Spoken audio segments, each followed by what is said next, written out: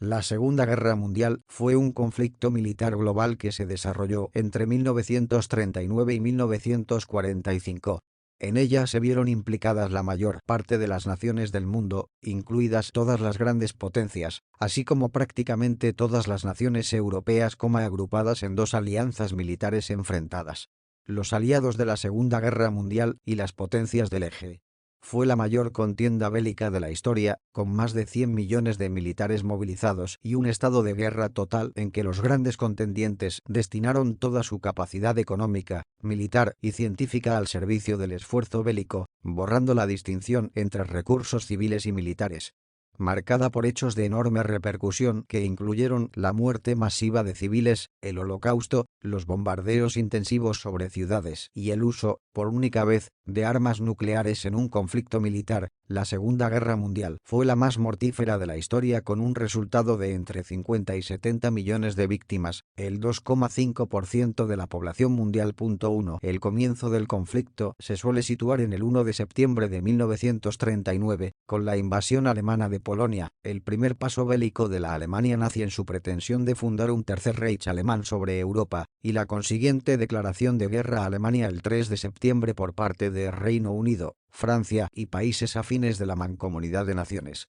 Desde finales de 1939 hasta inicios de 1941, merced a una serie de fulgurantes campañas militares y la firma de tratados, Alemania conquistó o sometió gran parte de la Europa continental. En virtud de los acuerdos firmados entre los nazis y los soviéticos, la nominalmente neutral Unión Soviética ocupó o se anexionó territorios de las 6 naciones vecinas con las que compartía frontera en el oeste. El Reino Unido y la Commonwealth se mantuvieron como la única gran fuerza capaz de combatir contra las potencias del Eje en el norte de África y en una extensa guerra naval. En junio de 1941, las potencias europeas del Eje comenzaron la invasión de la Unión Soviética, iniciando así la más extensa operación de guerra terrestre de la historia, en la que desde ese momento se empleó la mayor parte del poder militar del Eje. En diciembre de 1941, el Imperio del Japón, que había estado en guerra con China desde 1972-3 y pretendía expandir sus dominios en el sudeste asiático, atacó a los Estados Unidos y a las posesiones europeas, francesas, británicas y neerlandeses en Asia y el Océano Pacífico, conquistando rápidamente gran parte de la región.